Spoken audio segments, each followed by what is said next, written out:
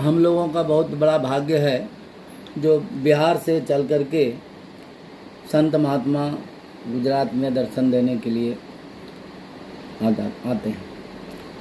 इसी क्रम में हमारे पूज्य स्वामी संतानंद जी महाराज बिहार से चलकर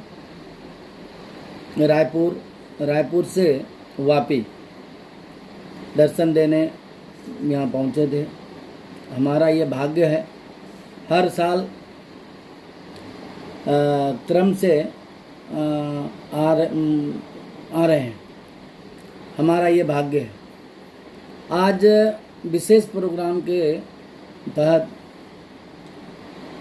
पूज्य गुरुदेव का आज जन्मोत्सव हम लोगों ने केपी विद्या मंदिर में मनाया। वहाँ लगभग 200-300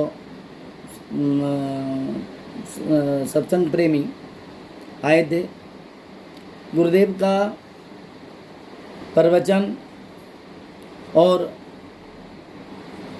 स्तुति विनती के साथ में जन्मोत्सव मनाया गया। वहाँ के शिक्षक, स्कूल के एमडी, स्कूल के अध्यापक सभी साथ में मौजूद थे। ये हमारा भाग्य है।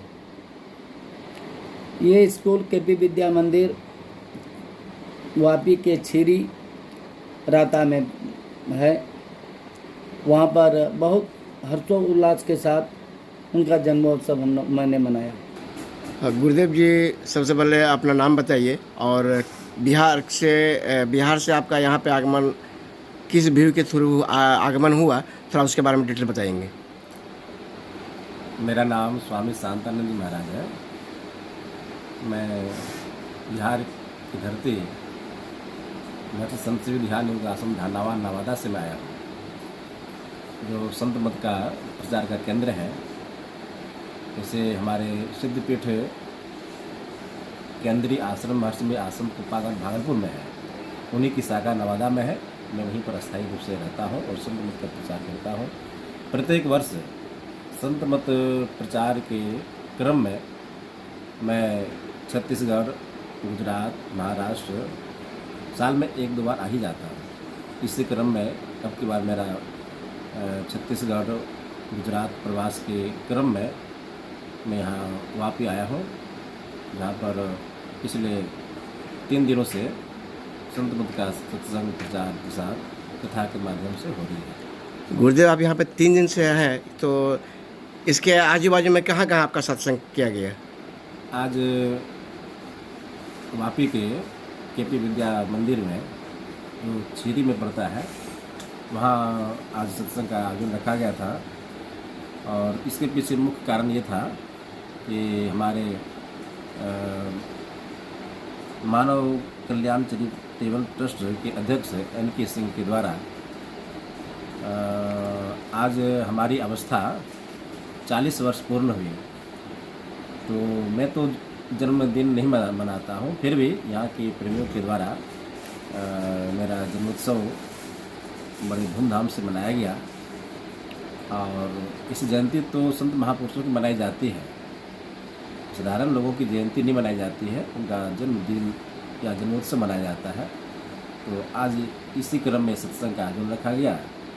वहाँ के स्कूल प्रशासन के जो डायरेक्टर हैं, बाकी प्राध्यापक, बच्चे, खासकर बच्चों के बीच में मैं पहले से भी रहा हूँ। जब संन्यास में नहीं आया था, उससे पहले बच्चों के बीच में मैं सेवा दिया हूँ। तो आज भी बच्चों के संग में मुझे आज अपना जन्मदिन मनाने का सौभाग्य मिला। इससे पूर्व सिलवासा में, नरौली में भी सत्संग था। इससे पहले सिलवासा टाउन बाजार में भी था। इसी क्रम में यहाँ सत्संग का आयोजन रखा गया। आज का जो आपका कार्यक्रम के बाद में और आगे का क्या रूपरेखा है? जैसे मेरा कार्यक्रम यहाँ के बाद महाराष्ट्र मुंबई में है। मुंबई संत मत सत्संग समिति के द्वारा त्रिदिवसीय संत मत ध्यान साधना शिविर का आयोजन रखा गया है। तो वानगी स्टेशन के बगल में ही महर्षि में ही सत्संगगढ़ आश्रम के नाम से एक मंदिर निर्माण के लिए आयोजित है, सुनिश्चित किया गया। उसी प्रांगण में त्रिदिवसीय ध्यान साधना शिविर का आयोजन होगा, जो कि मेरे सानिध्य में होगा। और इसका मूल उद्देश्य है संत मत का प्रचार। संत मत है क्या, थोड़ा मैं बता दूं। संत मत हमारे परमानंद गुरु महाराज के अनुसार से शांति, स्थिरता व निश्चलता को कहते हैं, और शांति को जो प्राप्त कर लेते हैं संत कहलाते हैं। और संतों के मत को ही संत मत कहते हैं। अनादिकाल के संत हो, चाहे बिहार के संत हो, चाहे गुजरात के संत हो, चाहे महाराष्ट्र के संत हो, चाहे किसी भी धर्म संप्रदाय में संत चुने हुए हो, जिन्होंने शांति प्राप्त कर लिया है, उपनिषद की वाणी जिन्होंने चरितार्थ कर लिया है, भिद्यते हृदय ग्रंथिश्च छिद्यन्ते सर्व संशया क्षयन्ते चास कर्माणि तस्मिन् दृष्टि परावरे, ऐसे परम परमात्मा को जो प्राप्त कर लेते हैं, चाहे उनकी वेशभूषा कुछ भी हो। कबीर साहब का वेशभूषा संत का नहीं था, वो सफ़ेद वस्त्र धारण करते थे। गुरु नानक साहब खेती व्यापार करते थे। रविदास जी महाराज की कल जयंती मनाई गई हम लोगों के द्वारा, तो वो तो मोची का काम करते थे, जूता बनाने का काम करते थे, लेकिन उच्च कोटि के साधक में।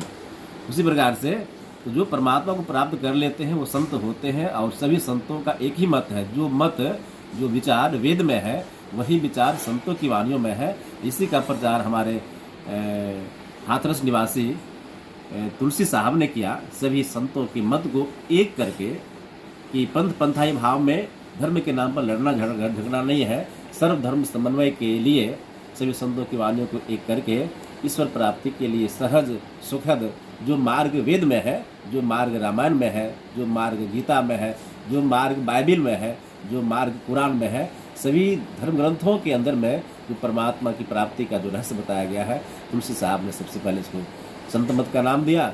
और उन्हीं के आशीर्वाद से परम संत बाबा देव साहब ने इसका प्रचार किया।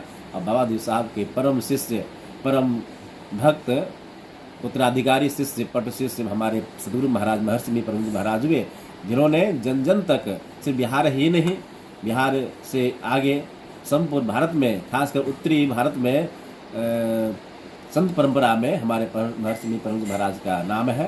तो उन्हीं के संदेश को लेकर मैं यहाँ आया हूँ। और यहाँ के बाद में महाराष्ट्र में भी इसी का प्रचार हमारे द्वारा करने का प्रयास करेंगे हम।